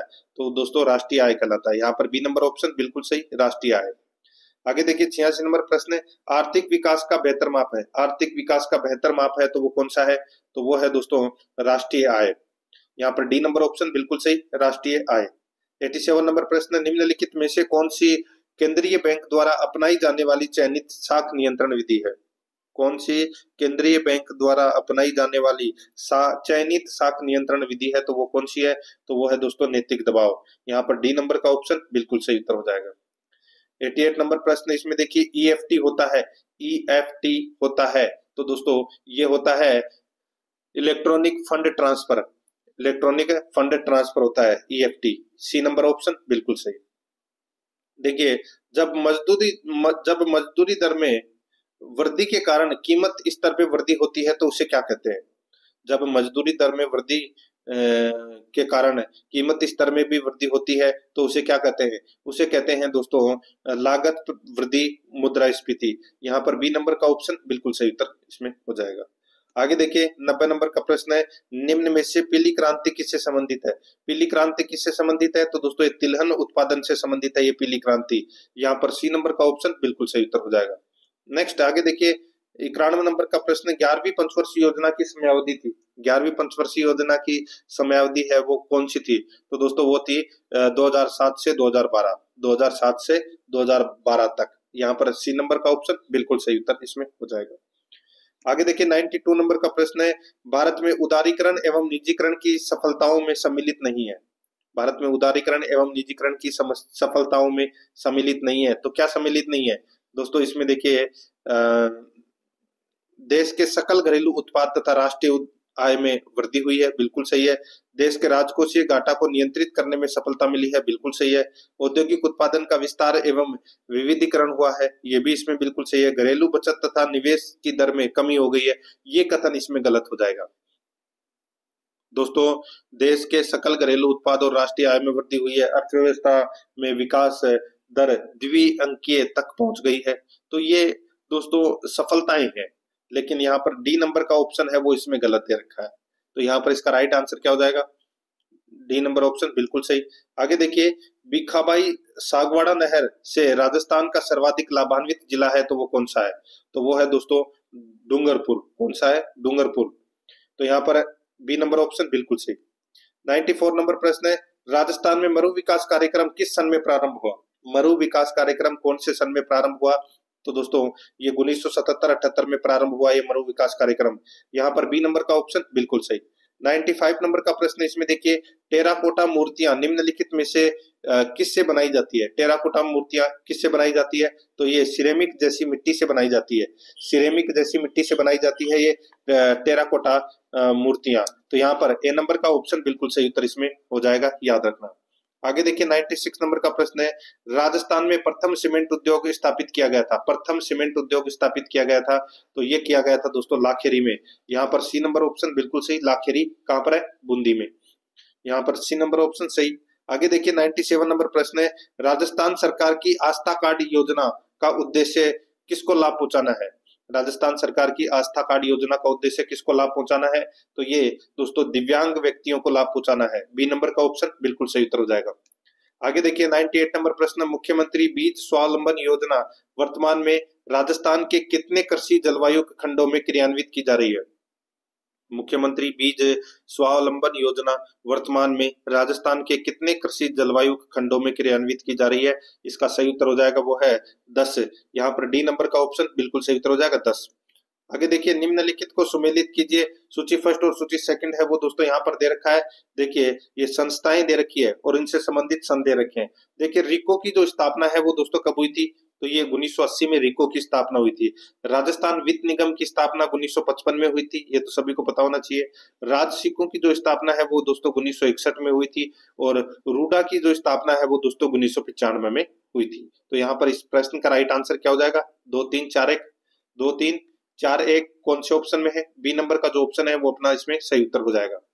आगे देखिए, निम्नलिखित में से कौन सा अनुच्छेद पंचायतों के लेखा अंकेक्षण से संबंधित है? पंचायतों के लेखा अंकेक्षण से संबंधित है तो वो है दोस्तों इसमें अनुच्छेद 243 जे। अनुच्छेद 243 जे, याद रखना। तो यहाँ पर बी नंबर का ऑप्शन बिल्कुल सही उत्तर इसमें हो जाएगा, याद रखना। दोस्तों एक बार फिर से मैं बोल देता हूँ, थोड़ी सी आराम ले लीजिए। आराध्या रस एकेडमी के यूट्यूब चैनल को अगर आपने अभी तक सब्सक्राइब नहीं किया तो सब्सक्राइब जरूर करें, बेल आइकन को दबाएं ताकि नोटिफिकेशन है वो दोस्तों आपके पास में निरंतर पहुंचता रहे। वीडियो को लाइक नहीं किया तो एक बार सभी के सभी मित्र हैं वो वीडियो को लाइक कर दीजिए और अपने दोस्तों के पास में दोस्तों शेयर जरूर करें। अगर पानी वानी कुछ पीना है तो दोस्तों आप पी लीजिए, क्योंकि अपने 100 क्वेश्चन है वो कंप्लीट हो चुके हैं, 50 और बाकी है। ठीक है, देखिए 101 नंबर का प्रश्न है, ऑपरेटिंग सिस्टम जो मल्टीपल प्रोग्राम्स को एक साथ चलने की स्वीकृति देता है, बताइए वह ऑपरेटिंग सिस्टम जो मल्टीपल प्रोग्राम्स को एक साथ चलने की स्वीकृति देता है तो वो है दोस्तों इसमें कौन सा? तो वो है मल्टीटास्किंग। सी नंबर का जो ऑप्शन है वो इसका बिल्कुल सही, मल्टीटास्किंग बोलते हैं उसे। आगे देखिए, निम्न में से कौन सा एक ऑपरेटिंग सिस्टम नहीं है? देखिए Microsoft window, Google Chrome, Mac OS, Android OS, तो कौन सा ऑपरेटिंग सिस्टम नहीं है? इसका सही उत्तर हो जाएगा वो है गूगल क्रोम। गूगल क्रोम है ये दोस्तों ऑपरेटिंग सिस्टम नहीं है, ये वेब ब्राउजर है। क्या है? वेब ब्राउजर, आप फोन में चलाते होंगे। बी नंबर ऑप्शन बिल्कुल सही। आगे देखिए 103 नंबर का प्रश्न है, इसमें देखिए दोस्तों अच्छा प्रश्न है ये भी। देखिए एमएस वर्ड में दोस्तों, एमएस वर्ड के इंसर्ट टैब में उपस्थित है दोस्तों हाइपरलिंक कमांड की शॉर्टकट की क्या है? बताइए दोस्तों, एमएस वर्ड के इंसर्ट टैब में उपस्थित हाइपरलिंक कमांड की जो शॉर्टकट की है वो क्या है? तो दोस्तों वो शॉर्टकट की है कंट्रोल प्लस के, कंट्रोल प्लस के। तो यहाँ पर इसमें बी नंबर का ऑप्शन बिल्कुल सही उत्तर इसमें हो जाएगा। हाइपरलिंक या लिंक एक प्रकार का HTML ऑब्जेक्ट होता है। ठीक है, तो यहाँ पर अपना इसमें सही उत्तर हो जाएगा बी नंबर ऑप्शन सही। आगे देखिए, MS पावर पॉइंट 2010 में टेक्स्ट पर निम्न में से कौन सा एनिमेशन लागू किया जा सकता है? बताइए टेक्स्ट पर कौन सा एनिमेशन लागू किया जा सकता है MS पावर पॉइंट 2010 में? तो दोस्तों इसमें देखिए यहाँ पर फ्लाइंग, लेजर टेक्स्ट, डिसोल्यू, तो दोस्तों ये सभी, तो यहाँ पर इसका राइट आंसर हो जाएगा ऑल ऑफ द अबव। तो डी नंबर का जो ऑप्शन है वो इसका बिल्कुल सही उत्तर इसमें हो जाएगा। इसमें शेप होता है, ठीक है, फॉन्ट होता है, फॉन्ट कलर होता है, अपीयर होता है। तो यहाँ पर अपना इसमें राइट आंसर क्या हो जाएगा? डी नंबर ऑप्शन बिल्कुल सही। आगे देखिए 105 नंबर का प्रश्न है, निम्नलिखित में से कौन सा ऑपरेटिंग सिस्टम समान कार्यों को एक साथ समूह में रखता है और एग्जीक्यूट करता है? निम्नलिखित में से कौन सा ऑपरेटिंग सिस्टम समान कार्यों को एक साथ समूह में रखता है और एग्जीक्यूट करता है? इसका राइट आंसर हो जाएगा दोस्तों वो है दोस्तों बैच ऑपरेटिंग सिस्टम। यहाँ पर ए नंबर का ऑप्शन बिल्कुल सही उत्तर हो जाएगा, बैच ऑपरेटिंग सिस्टम। आगे देखिए, निम्न में से कौन सा पोषक तत्व एक एंटीऑक्सीडेंट नहीं है? बताइए कौन सा पोषक तत्व एक एंटीऑक्सीडेंट नहीं है? इसका राइट आंसर हो जाएगा दोस्तों वो है इसमें सिलेनियम, टोकोफेरोल और कैरोटीनाइड। तो दोस्तों इसका राइट आंसर हो जाएगा डी नंबर ऑप्शन बिल्कुल सही। ठीक है, आगे देखिए यहाँ पे 107 नंबर का प्रश्न है, सूची फर्स्ट को सूची सेकंड से सुमेलित करना है। देखिए सूची फर्स्ट में दिए गए पोषक तत्व का सूची सेकंड में दिए गए उस तत्व के अभाव द्वारा उत्पन्न रोग के साथ मिलान करना है। दोस्तों सीधा सा है, अपने को बताना है कि किसकी कमी से कौन सा रोग होता है। अब दोस्तों आप यहाँ पर देख सकते हैं, मिलान करना है अपने को। अच्छा प्रश्न है वो दोस्तों, इसको आप कह सकते हैं सूची फर्स्ट में। देखिए दोस्तों सूची फर्स्ट में आप यहाँ पर देख सकते हैं, देखिए आयोडीन की कमी से कौन सा रोग होता है? बताइए दोस्तों, आयोडीन की कमी से कौन सा रोग होता है? तो इसमें गलगंड यानी कि घेंगा रोग होता है।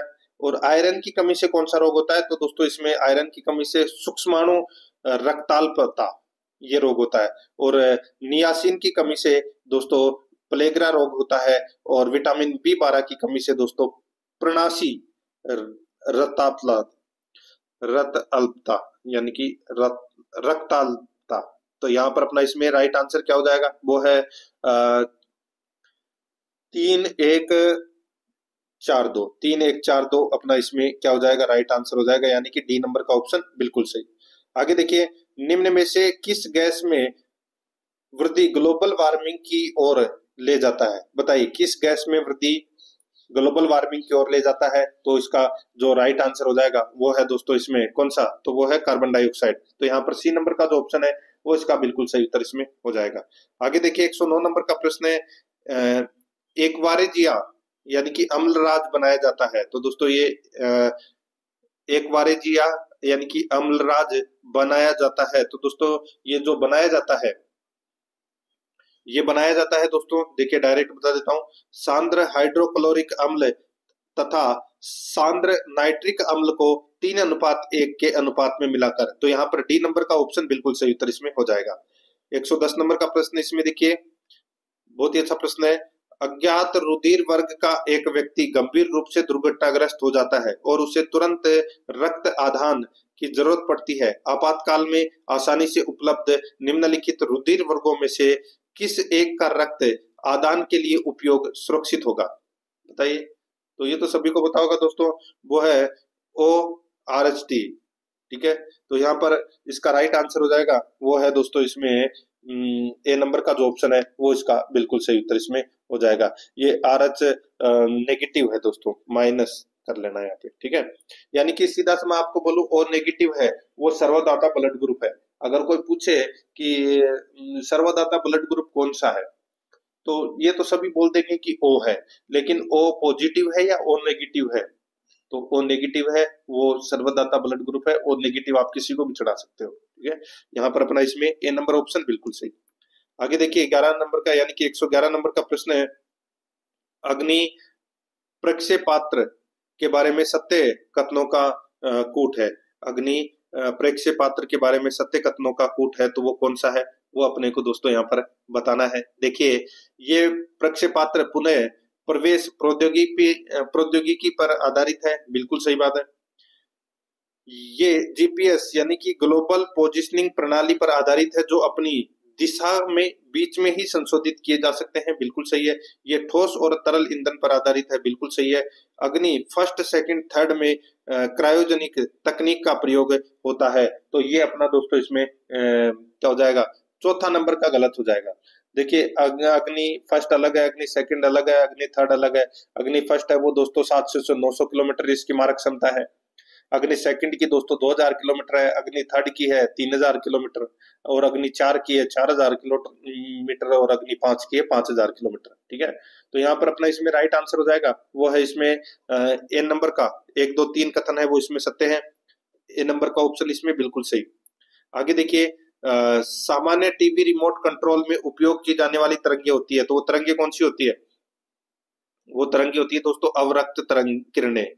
यहाँ पर सी नंबर ऑप्शन बिल्कुल सही, अवरक्त किरणें। आगे देखिए इनमें से कौन सा जीव विविधता के लिए बड़ा खतरा है, कौन सा जीव विविधता के लिए बड़ा खतरा है, तो वो है दोस्तों प्राकृतिक आवासों और वनस्पतियों का विनाश तथा झूम खेती। ये झूमिंग खेती मतलब वनों को काट कर की जाने वाली खेती, वो थी झूमिंग खेती। तो ये जीव विविधता के लिए बड़ा खतरा है दोस्तों। तो यहाँ पर सी नंबर का ऑप्शन बिल्कुल सही। आगे देखिए कृत्रिम रेशे बनाने के लिए निम्नलिखित में से किस कृत्रिम रेशे का उपयोग किया जाता है, तो उसके लिए दोस्तों रेयन का उपयोग किया जाता है। किसका, रेयन का। सी नंबर ऑप्शन सही। आगे देखिए प्रतिजन ऐसा पदार्थ है जो प्रतिरक्षा तंत्र को परिवर्तित करता है। यहाँ पर सी नंबर का ऑप्शन बिल्कुल सही उत्तर इसमें हो जाएगा। अब देखिए यहाँ पे हिंदी व्याकरण से संबंधित प्रश्न है वो शुरू हो चुके हैं। देखिए किस समूह में यण संधि रहित शब्द है, यानी कि रहित का मतलब दोस्तों कौन से शब्द में यण संधि का प्रयोग है वो नहीं हुआ है। बाकी दोस्तों देखिए A, B और D इन तीनों के अंदर दोस्तों यण संधि का प्रयोग हुआ है। यहाँ पर देखिए सी नंबर का जो ऑप्शन है वो इसका बिल्कुल सही उत्तर हो जाएगा। ये जो सडानंद आपको दिख रहा है इसमें दोस्तों व्यंजन संधि का प्रयोग हुआ है, ठीक है। बाकी पितृनुमति के अंदर पितृ प्लस अनुमति इसमें यण संधि है, यद्यपि में यदि प्लस अपि इसमें भी यण संधि है, लेकिन ये सडानंद है इसमें व्यंजन संधि का प्रयोग हुआ है। तो यहाँ पर अपना सी नंबर का ऑप्शन राइट आंसर हो जाएगा। आगे देखिए सुपुरुष में कौन सा समास है, सुपुरुष में बताइए, सुपुरुष में दोस्तों कर्मधारय समास है। कौन सा है? कर्मधारय समास। तो इसका राइट आंसर हो जाएगा दोस्तों ए नंबर का जो ऑप्शन है वो इसका बिल्कुल सही उत्तर हो जाएगा, यानी कि सुंदर है जो पुरुष, यानी कि सुपुरुष। आगे देखिए यहाँ पर 118 नंबर प्रश्न है। डॉक्टर सीताकांत महापात्र की अध्यक्षता में एक समिति का गठन किया गया जो संविधान की 8वीं अनुसूची में अन्य भाषाओं को सम्मिलित किए जाने तथा 8वीं अनुसूची में सभी भाषाओं को संघ की राजभाषा घोषित किए जाने की साध्यता परखने पर विचार करेगी। समिति ने किस वर्ष अपनी रिपोर्ट सरकार को प्रस्तुत की? समिति ने किस वर्ष अपनी रिपोर्ट सरकार को प्रस्तुत की? इसका जो राइट आंसर हो जाएगा वो है दोस्तों इसमें, बताइए कौन सा? तो दोस्तों वो है इसमें 14 जून 2004 को अपनी ये रिपोर्ट है वो प्रस्तुत की थी। तो यहाँ पर अपना इसमें राइट आंसर क्या हो जाएगा? डी नंबर का ऑप्शन बिल्कुल सही। आगे देखिए निम्नलिखित में से शुद्ध वाक्य कौन सा है? शुद्ध वाक्य कौन सा है वो अपने को बताना है। देखिए वह चलते चलते खा रही है, वह चलते चलते खा रही है, ये वाक्य दोस्तों शुद्ध है। बाकी इसमें सारे के सारे हैं वो गलत दे रखे हैं। तेरे को कितनी बार मना किया है? तो दोस्तों तेरे को नहीं, तुम्हें कितनी बार मना किया है, ठीक है। वह देखिए एक खाने की थाली लगाओ, एक खाने की थाली नहीं, ये सीधा बोल सकते हो खाने की थाली लगाओ, एक बोलने की जरूरत ही नहीं है। कृपया मेरी प्रार्थना स्वीकारने की कृपा करें, 2 बार कृपा और एक कृपया, तो ये 2 बार है वो गलत लिखा गया है। तो इसमें आप ऐसे लिख सकते हैं मेरी प्रार्थना स्वीकार करने की कृपा करें, ठीक है। तो यहाँ पर बी नंबर ऑप्शन बिल्कुल सही। आगे देखिए त्रिकालदर्शी किसे कहते हैं? त्रिकालदर्शी कहते हैं दोस्तों जो तीनों कालों के बारे में जानता हो, जो तीनों कालों के बारे में जानता हो वो होता है त्रिकालदर्शी। नेक्स्ट आगे देखिए निम्नलिखित में से उपसर्ग रहित शब्द कौन सा है? उपसर्ग रहित शब्द कौन सा है? तो दोस्तों यहाँ पर आप देख सकते हैं सुरेश। सुरेश में दोस्तों सुर प्लस इस, सुर प्लस इस, इसमें कोई भी उपसर्ग है वो नहीं लगा हुआ। यहाँ पर इसमें ए नंबर का ऑप्शन बिल्कुल सही उत्तर हो जाएगा। बाकी अत्याधिक में अति उपसर्ग लगा हुआ है, कुमार्ग में कु उपसर्ग लगा हुआ है और प्रहार में प्रह उपसर्ग है वो लगा हुआ है। आगे देखिए निम्नलिखित में से किस वाक्य में क्रिया सक्रामक रूप है? किस वाक्य में क्रिया सक्रामक रूप में है? तो दोस्तों इसका राइट आंसर हो जाएगा वो है इसमें उसने आम खाया, उसने आम खाया। इसमें दोस्तों क्या है? सक्रामक क्रिया है। तो यहाँ पर बी नंबर का ऑप्शन बिल्कुल सही उत्तर इसमें हो जाएगा। आगे देखिए यहाँ पे 123 नंबर प्रश्न है। निम्न में से किस शब्द का विशेषण गलत है? किस शब्द का विशेषण है वो दोस्तों इसमें यानी कि विश्लेषण गलत है। दोस्तों आप यहाँ पर देख सकते हैं निर प्लस अभि प्लस मान, यानी कि निरभिमान बिल्कुल सही है। सुर प्लस सम प्लस गठित सुसंगठित है। सु प्लस वी प्लस अव प्लस स्थित, यानी कि सुव्यवस्थित। यहाँ पर देखिए दुर प्लस व्यवहार, तो ये दुर्व्यवहार, ये गलत हो जाएगा दोस्तों। यहाँ पे दोस्तों यहाँ पर आप देख सकते हैं जो ये दुर्व्यवहार है वो दोस्तों इसमें गलत लिखा हुआ है, ठीक है। इसमें दोस्तों इसमें 2 उपसर्ग लगेंगे, एक तो लगेंगे दोस्तों दुर और एक लगेगा दोस्तों इसमें वी प्लस अवहार, ठीक है। तो यहाँ पर दोस्तों एक तो क्या हो जाएगा दुर और एक हो जाएगा वी, ये 2 उपसर्ग लगेंगे। तो यहाँ पर अपना डी नंबर का ऑप्शन राइट आंसर हो जाएगा।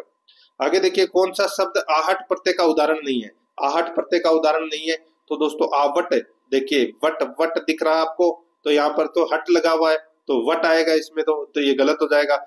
तो यहाँ पर डी नंबर का ऑप्शन बिल्कुल सही। आगे देखिए मध्यम पुरुष सर्वनाम का प्रयोग किस वाक्य में किया गया है? मध्य पुरुष सर्वनाम का प्रयोग किस वाक्य में किया गया है? इसका जो राइट आंसर हो जाएगा वो है दोस्तों इसमें कौन सा, बताइए। तो इसका राइट आंसर हो जाएगा, देखिए अच्छा प्रश्न है ये भी। देखिए आप बीमार हो गए थे, आप बीमार हो गए थे, तो दोस्तों ये इसमें क्या है? ये मध्यम पुरुष का है। तो यहाँ पर अपना इसमें ए नंबर का ऑप्शन बिल्कुल सही उत्तर इसमें हो जाएगा, याद रखना। अब दोस्तों आगे अपन इंग्लिश ग्रामर से संबंधित पढ़ेंगे। 126 से 128 तक पैसेज से संबंधित क्वेश्चन है। तो यहाँ पर आप देख सकते हैं दोस्तों 126 नंबर प्रश्न है। देखिए पैसेज पढ़ोगे तो ऑटोमेटिक 3 प्रश्नों का आप आंसर है वो आसानी से दे सकते हैं। यहाँ पर देखिए the central idea of the passage is, बताइए the central idea of passage is. तो इसका राइट आंसर हो जाएगा वो है दोस्तों, देखिए यहाँ पे इफेक्ट ऑफ दोस्तों व्हीकुलर पोल्यूशन। तो यहाँ पर अपना इसमें राइट आंसर हो जाएगा बी नंबर ऑप्शन सही। आगे देखिए which of the following is likely to cause cancer, बताइए। तो दोस्तों इसका राइट आंसर हो जाएगा इसमें वो है अनबर्न्ड हाइड्रोकार्बन। तो यहाँ पर इसमें सी नंबर ऑप्शन बिल्कुल सही। आगे देखिए which word in the passage means the same as lengthy. दोस्तों यानी कि अपने को यहाँ पर जो लेंथी शब्द दे रखा है, ठीक है, लेंथी का मतलब क्या होता है, लंबा, ठीक है, लेंथी का मतलब क्या होता है, लंबा। तो यहाँ पर passage means the same as, तो इसका राइट आंसर हो जाएगा वो है दोस्तों इसमें देखिए प्रोलोंग्ड। दोस्तों प्रोलोंग्ड, तो इसका जो राइट आंसर क्या हो जाएगा वो है बी नंबर का जो ऑप्शन है वो इसका बिल्कुल सही उत्तर इसमें हो जाएगा, याद रखना। आगे देखिए fill in the blank with appropriate article, article अपने को भरना है। तो यहाँ पर देखिए let's play volleyball, let's play volleyball. तो दोस्तों यहाँ पर देखिए आपको पता चल गया होगा लेट्स प्ले वॉलीबॉल की बात हो रही है यहाँ पे। तो वॉलीबॉल एक खेल है यानी कि अनकाउंटेबल नाउन है, तो इसमें आर्टिकल है वो कौन सा, तो इसमें कोई भी आर्टिकल नहीं लगेगा, तो इसमें नो आर्टिकल आएगा, ए नंबर का ऑप्शन बिल्कुल सही। नेक्स्ट आगे देखिए यहाँ पे 130 नंबर का प्रश्न है, choose the correct tense of the verb from the given दोस्तों पोजिशंस। यहाँ पर देखिए खालिस्तान भरना है, what me is the generosity of the principal. तो यहाँ पर अपना इसमें राइट आंसर क्या हो जाएगा दोस्तों, इसका जो राइट आंसर हो जाएगा वो है इसमें दोस्तों स्ट्राइक, स्ट्राइक्स आ जाएगा इसमें, ए नंबर का जो ऑप्शन है वो इसका बिल्कुल सही स्ट्राइक्स आएगा। नेक्स्ट आगे देखिए यहाँ पे 131 नंबर प्रश्न है, which one of the following is the correct meaning of. दोस्तों यहाँ पे सेंटेंस दे रखा है, the study of human behaviour and societies, A study of human behaviour and societies, यानी कि दोस्तों एक वो जो मानव जाति की उत्पत्ति, विकास और विश्वास आदि का अध्ययन करते हैं, तो उसको क्या बोलते हैं, उसको बोलते हैं दोस्तों एंथ्रोपोलॉजी, एंथ्रोपोलॉजी बोलते हैं उसे। तो यहाँ पर डी नंबर ऑप्शन बिल्कुल सही। 132 नंबर प्रश्न है, choose the correct indirect speech of the following sentence, ठीक है, a sentence from the given options. तो यहाँ पर सेंटेंस दे रखा है, देखिए he said they are in the class, he said they are in the class, तो इसका सही उत्तर हो जाएगा दोस्तों इसमें कौन सा, तो वो हो जाएगा इसमें कौन सा बताइए, तो दोस्तों वो हो जाएगा he said that they were in the class, तो यहाँ पर ए नंबर का ऑप्शन बिल्कुल सही। नेक्स्ट आगे देखिए 133 यानी कि 133 नंबर का प्रश्न है, द मोस्ट एप्टीट्यूड दोस्तों Hindi translation of the following sentence will be. दोस्तों यहाँ पर देखिए एक सेंटेंस दे रखा है, उसको आपको बताना है कि इंग्लिश में उसको क्या, सॉरी हिंदी में क्या बोलते हैं, सेंटेंस इंग्लिश में दे रखा है।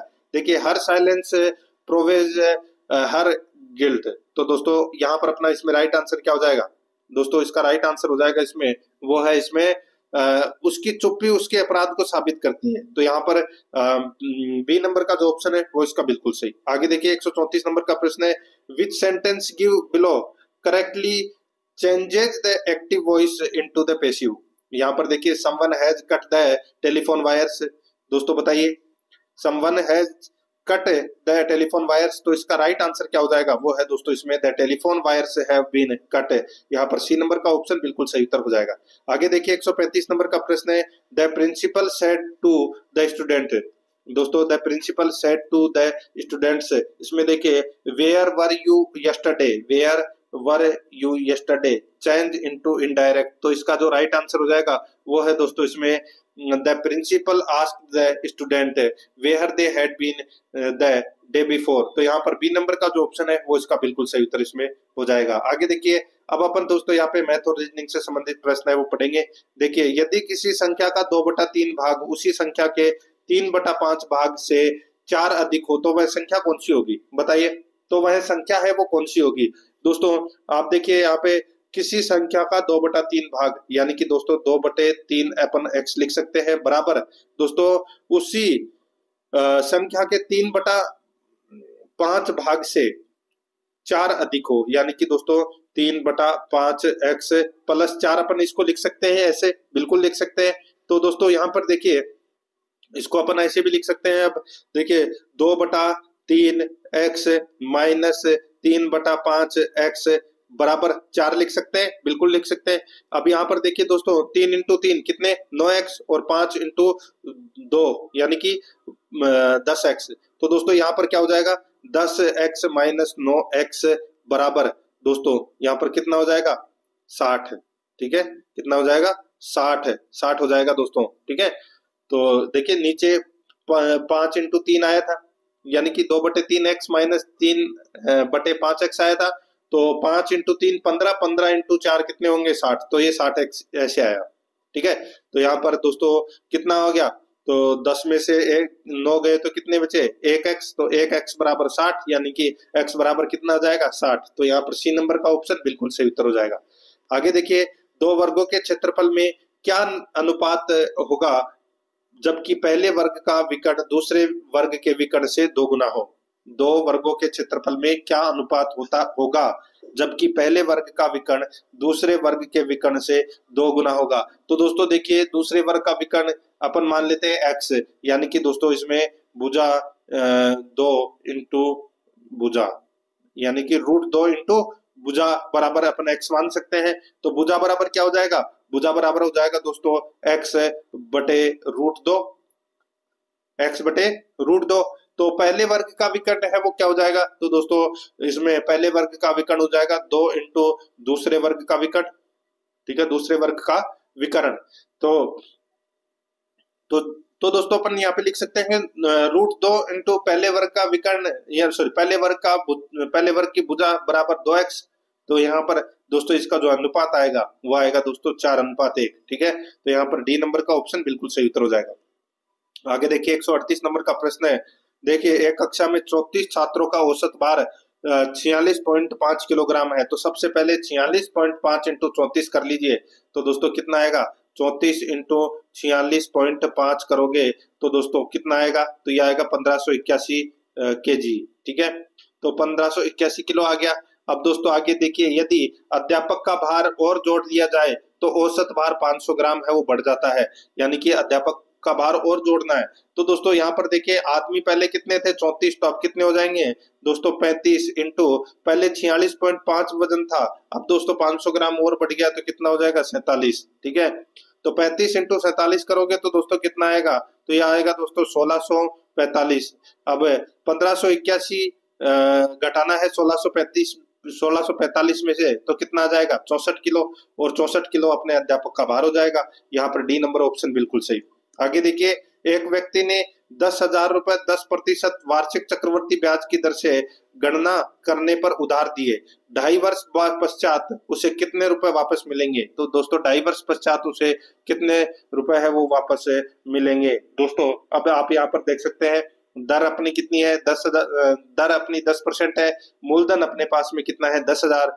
अब चक्रवर्ती ब्याज की बात की जा रही है दोस्तों यहाँ पे, तो इसमें सूत्र होता है मिश्र धन बराबर मूलधन 1 प्लस दर बटे 100 घात में समय। तो दोस्तों आप यहाँ पर इसको डायरेक्ट ऐसे भी लिख सकते हैं। देखिए, एक में क्या होगा, यहाँ पर सीधा सा ऐसे लिख सकते हैं इसको, 10,000 इंटू दोस्तों 110/100 लिख सकते हैं आप इसको, 110/100 इंटू 110/100। अब दोस्तों यहाँ पर देखिए 2.5 वर्ष पश्चात उसे कितने रुपए मिलेंगे। तो दोस्तों यहाँ पे आप लिख सकते हैं इसको, सीधा सा आप लिख सकते हैं कि 105/100 लिख सकते हैं। ठीक है, 105/100 लिख सकते हैं, तो 105/100। तो अब इसको काट लीजिए दोस्तों, इसको आप काटोगे तो जैसे कि ये 10 से कितनी बार कटा, तो ये 11 बार कटा, ये कितनी बार कटा 10 बार, ये कितनी बार कटा 11 बार, तो ये कितनी बार कटा 10 बार। अब दोस्तों ये 5 से 21 बार कटा, और ये कितनी बार कटा 20 बार। तो यहाँ पर दोस्तों 10,000 इंटू 11/10 इंटू 11/10 इंटू 21/20, बस इसको काट लीजिए। आप आसानी से काटोगे तो इसमें 12,705 आपका उत्तर आ जाएगा। सी नंबर ऑप्शन बिल्कुल सही। आगे देखिए, यहाँ पे 140 नंबर का प्रश्न है। एक मकान का मूल्य दोस्तों 5 लाख रुपए है तथा इसके मूल्य में 10% प्रतिवर्ष कमी आती है, कितने वर्ष में इसका मूल्य 3,64,500 रुपए हो जाएगा। दोस्तों सीधा सा है, आपको क्या करना है कि भाई कितना हुआ, पहले तो 45,000 रुपए हुआ, 5,000 रुपए घटा दीजिए, नॉर्मली सी बात है दोस्तों, 5,000 रुपए आप घटा दीजिए, 4,50,000 हो गया। अब 4,50,000 10% कितना होता है दोस्तों 45,000। अब अपने पास कितना बचा दोस्तों 4,05,000 बचा। ठीक है, ये यहाँ तक 2 साल कंप्लीट हो गए, अब ये तीसरा साल चल रहा है अपना, तो इसका जो 10% होगा वो होगा दोस्तों कितना, 40,500। तो इसमें 40,500 है, वो दोस्तों और घटा दीजिए, तो ये आप घटाओगे तो आपके पास में राइट आंसर आ जाएगा। तो वो कितना वर्ष आ जाएगा दोस्तों, वो है इसमें दोस्तों 3 वर्ष पश्चात है, ये इतना रह जाएगा। तो यहाँ पर अपना इसमें राइट आंसर क्या हो जाएगा, 3 नंबर का ऑप्शन है वो इसका बिल्कुल सही। आगे देखिए यहाँ पे उस विकल्प का चयन कीजिए जो तीसरी आकृति से वही संबंध है जो संबंध दूसरी आकृति का पहली आकृति से है। दोस्तों यहाँ पर देखिए पहली आकृति और ये तीसरी आकृति, देखिए सॉरी, पहली आकृति और दूसरी आकृति में आप देख सकते हैं जो ये एरो का निशान है बीच वाला, ठीक है, ये यूं वाला जो ये दूसरे नंबर में आपको दिखाई दे रहा है और पहले नंबर के अंदर आपको दिखाई दे रहा है, इनकी जो दिशा है वो चेंज हो गई है। ठीक है, तो अपने को भी दोस्तों यही बताना है कि चौथे नंबर के उसके अंदर कौन सा आएगा। तो यहाँ पर आप देख सकते हैं इसके अंदर, देखिए इसमें जो ये एरो का निशान है ये दोस्तों विपरीत दिशा में चला जाएगा, यानी कि अपना सी नंबर का ऑप्शन राइट आंसर हो जाएगा। आगे देखिए यहाँ पे दोस्तों 142 नंबर प्रश्न है, दी गई संबंधित जोड़ी के आधार पर अनुपस्थित शब्द जोड़ी चुने। यहाँ पर देखिए बाई और बोट दे रखा है दोस्तों, बाई और बोट दे रखा है, तो आगे क्या आएगा वो अपने को यहाँ पर बताना है। तो दोस्तों यहाँ पर देखिए बाई यानी कि खरीदा और बोट दोस्तों ये भूतकाल के बात हो रही है। ठीक है, तो उसी प्रकार दोस्तों यहाँ पे सट और सुट होगा, सट और सुट होगा, तो यहाँ पर अपना इसमें राइट आंसर हो जाएगा वो है दोस्तों SHUT और SHUT। ठीक है, तो यहाँ पर अपना डी नंबर का जो ऑप्शन है वो इसका बिल्कुल सही, प्रथम पर वर्तमान काल और दूसरे पर भूतकाल है।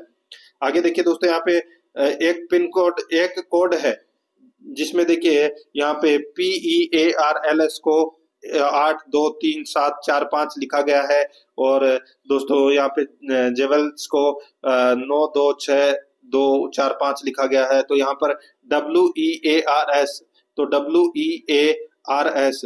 अब दोस्तों आप यहाँ पर देखिए ये जो W है ये कौन से में आया है, तो यहाँ पर आप देख सकते हैं दोस्तों JEW। देखिए W कितने नंबर पर है, तो ये तीसरे नंबर पर है। तो यहाँ पर भी संख्या में भी देखिए तीसरे नंबर पर कौन सा अक्षर है, तो 6। ठीक है, उसी प्रकार ई वियर्स में देखिए ई किस में आ रहा है, तो ई देखिए JE, तो यहाँ पर ई का कोड क्या है, तो ई का कोड 2 है। ठीक है, उसी प्रकार ए किस में आ रहा है, तो देखिए यहाँ पर PEA तीसरे नंबर पर है, तो यहाँ पर 823, तो ये आ जाएगा। तो यहाँ पर देखिए 623 कौन से ऑप्शन में है, तो ये देखिए एक तो लास्ट वाला ऑप्शन के अंदर देखिए और एक पहले नंबर वाले ऑप्शन में, एक में 5 है और एक 4 में है। तो दोस्तों आप डायरेक्ट देख लीजिए एस का कोड कितना है, एस का दोस्तों देखिए कोड यहाँ पर है, आपको दोनों में दिखाई दे रहा होगा, 5 है और इसमें भी 5 है। तो यहाँ पर इसमें राइट आंसर क्या हो जाएगा, ए नंबर ऑप्शन बिल्कुल सही। आगे देखिए नीचे दिए गए कथन को सत्य मानते हुए ज्ञात करें कि कथन के आधार पर कौन सा निष्कर्ष निश्चित रूप से निकाला जा सकता है। यहाँ पे निष्कर्ष में देखिए दोस्तों, यहाँ पे ठीक है, देखिए सरकार को जनता में जागरूकता पैदा करनी चाहिए कि सरकार को दिए जाने वाला कर देश का यानी कि कर देश निर्माण के काम में आता है। सरकार को जनता में जागरूकता पैदा करनी चाहिए कि सरकार को दिया जाने वाला कर देश निर्माण में देश के निर्माण में काम में आता है। तो दोस्तों ये जो यहाँ पर जो कथन दे रखा है, ये दोस्तों कथन है वो क्या है, तो ये कथन दोस्तों जो पहला कथन है तो ये तो गलत हो जाएगा। ठीक है, दूसरा देखिए करों में वृद्धि कर देनी चाहिए ताकि ज्यादा धनराशि एकत्रित हो सके। तो दोस्तों बताइए कौन सा कथन इसमें सही है, तो इसमें देखिए जो पहला कथन है इसको वापस देखिए, सरकार को जनता में जागरूकता पैदा करनी चाहिए कि सरकार को दिया जाने वाला कर देश निर्माण में काम में आना चाहिए। बिल्कुल सही बात है दोस्तों, पहला कथन सही है और दूसरा कर की वृद्धि कर देनी चाहिए ताकि ज्यादा धनराशि एकत्रित हो चुके। तो यहाँ पर दूसरा कथन है वो गलत है, यहाँ पर इसका राइट आंसर हो जाएगा बी नंबर का ऑप्शन बिल्कुल सही, सिर्फ निष्कर्ष ए का अनुसरण करता है। आगे देखिए 145 नंबर प्रश्न है, निम्नलिखित में से कौन सा विकल्प दिए गए शब्द के सही दर्पण प्रतिबिंब को दर्शाता है। यहाँ पर आप देख सकते हैं हैप्पी को दोस्तों दर्पण प्रतिबिंब में देखेंगे तो दोस्तों कैसे दिखाई देगा, ये देखिए ऐसा दिखाई देगा। तो यहाँ पर डी नंबर का ऑप्शन बिल्कुल सही उत्तर हो जाएगा। आगे देखिए एक व्यक्ति पूर्व की ओर 10 किलोमीटर चलता है, पूर्व की ओर क्या करता है दोस्तों 10 किलोमीटर है वो चलता है, तो ये चल गया साहब 10 किलोमीटर, ठीक है। यहाँ से चलना प्रारंभ किया, 10 किलोमीटर चल गया। अब देखिए तथा दाईं ओर मुड़ जाता है और 8 किलोमीटर चलता है। दाईं ओर दोस्तों मुड़ गया और ये 8 किलोमीटर चला। फिर बाईं ओर मुड़ जाता है और 6 किलोमीटर चलता है। बाईं ओर मुड़ जाता है और दोस्तों ये 6 किलोमीटर है वो चलता है, ठीक है। अब देखिए वह व्यक्ति अपनी आरंभिक स्थिति से किस दिशा में है। तो दोस्तों आरंभिक स्थिति से देखिए ये पूर्व और दक्षिण, पूर्व दक्षिण में है दोस्तों ये, ठीक है, पूर्व दक्षिण दिशा में है। तो यहाँ पर इसमें राइट आंसर हो जाएगा दक्षिण पूर्व। डी नंबर का जो ऑप्शन है वो इसका बिल्कुल सही उत्तर हो जाएगा। आगे देखिए एक शब्द दे रखा है दोस्तों यूनिवर्सल। इसमें देखिए अक्षरों को वर्णमाला क्रम में लगाया जाए और इस क्रम में प्रत्येक अक्षर के लिए बाईं ओर से उसकी स्थान के अनुसार 1 2 3 ऐसे संख्यात्मक मूल्य निर्धारित किया जाता है। तो व्यंजन यानी कि कॉन्सोनेंट के स्थानों के संख्यात्मक मूल्य का जोड़ है वो कितना होगा दोस्तों। अब दोस्तों यहाँ पर आप देख सकते हैं ये यूनिवर्सल लिखा गया है, तो इसको अपन क्रम वाइज में अगर देखें तो कैसे लिखेंगे, इसको लिखेंगे दोस्तों ए देखिए सबसे पहले ए आएगा, फिर ई आएगा, फिर दोस्तों इसमें आई आएगा, फिर एल आएगा, फिर एन आएगा, फिर आर, फिर एस, फिर यू और फिर वी, ठीक है। अब इसमें देखिए ए ई आई, तो ये तो वोवल्स हो गए और यहाँ पर ये सारे के सारे हैं वो एक दोस्तों वी भी इसमें क्या है, इसमें वो है वोवल्स है, ठीक है। तो यहाँ पर L N S U V, sorry यहाँ पे ए ई आई ओ यू, ठीक है, यू होता है, ठीक है, वी नहीं होता। तो यहाँ पर देखिए उनका जो अपन जोड़ करेंगे तो 1 2 3 4 5 6 7 8 9 अक्षर है टोटल ये। तो इसमें 4 5 6 7 को जोड़ लीजिए और 1 9 को जोड़ लीजिए, तो टोटल जोड़ेंगे तो यहाँ पर 31 आ जाएगा। इनका टोटल कितना आ जाएगा 31। तो यहाँ पर डी नंबर का ऑप्शन बिल्कुल सही उत्तर हो जाएगा। आगे देखिए 39 विद्यार्थियों की एक कक्षा में सुरेश अशोक से 7 अंक के अंत से 17वीं है दोस्तों। तो सुरेश का आरंभ से कौन सी रैंक होगी दोस्तों। यहाँ पर देखिए अशोक की जो अंत से रैंक है वो तो 7 + 17 कर दीजिए, तो 7 + 17 करोगे तो कितना आ जाएगा 24। तो आरंभ से रैंक प्लस अंत से रैंक -1, तो यहाँ पर दोस्तों आरंभ से यहाँ पर 39 माइनस दोस्तों यहाँ पर 24 + 1 है, तो सॉरी 24 - 1, तो 39 में से 23 गए तो कितने बचे, तो दोस्तों ये बचे 16। तो यहाँ पर 16वीं रैंक हो जाएगी दोस्तों आरंभ से। तो यहाँ पर बी नंबर का ऑप्शन बिल्कुल सही। आगे देखिए इस प्रश्न को छोड़ दीजिए, ये भाग का निशान है वो दोस्तों इसमें गायब हो रखा है, ठीक है। बाकी इसमें और तो बाकी सही है, जैसे प्लस का ये थोड़ा सा निशान में चेंजिंग है दोस्तों, ठीक है, ये सही से टाइप नहीं हुआ। 150 नंबर का प्रश्न है, इसमें देखिए नीचे दी गई वेन आरेख में से कौन सा स्थान उन लड़कियों का प्रतिनिधित्व कर रहा है जो एथलीट है लेकिन अनुशासित नहीं है। जो एथलीट तो है लेकिन अनुशासित नहीं है। यहाँ पर आप दोस्तों देख सकते हैं डायग्राम के अंदर, ये देखिए थोड़ा सा मैं और थोड़ा सा जूम कर देता हूँ, माइनस कर देता हूँ। यहाँ पे देखिए बॉय का ये है, गर्ल का ये है, एथलीट का ये है और डिसिप्लिन का ये है।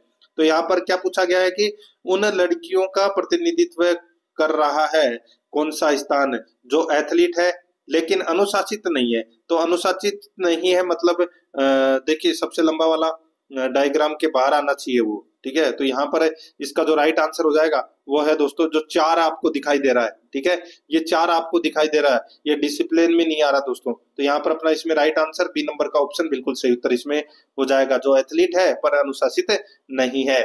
तो दोस्तों इसी के साथ मैंने आपको ये मॉडल पेपर नंबर जो 21 है वो कंप्लीट करवा दिया है। अगर आपने पिछले मॉडल पेपर का अगर टेस्ट नहीं दिया है तो आप प्लेलिस्ट में जाइए, वहां पे आपको फोल्डर मिल जाएगा, वो है सीईटी स्नातक मॉडल पेपर के नाम से। आपको डिस्क्रिप्शन में भी लिंक मिल जाएगा और आप प्लेलिस्ट में भी जाओगे तो वहां पे भी आपको लिंक मिल जाएगा। तो आप वहां जाकर दोस्तों क्लासें है वो जरूर देखें और आराध्या आर एस अकेडमी के यूट्यूब चैनल को सब्सक्राइब जरूर करें, बेल आइकन को दबाएं, वीडियो को लाइक और अपने दोस्तों के पास में शेयर जरूर करें। मिलते हैं दोस्तों नेक्स्ट क्लास में। जय हिंद, जय भारत।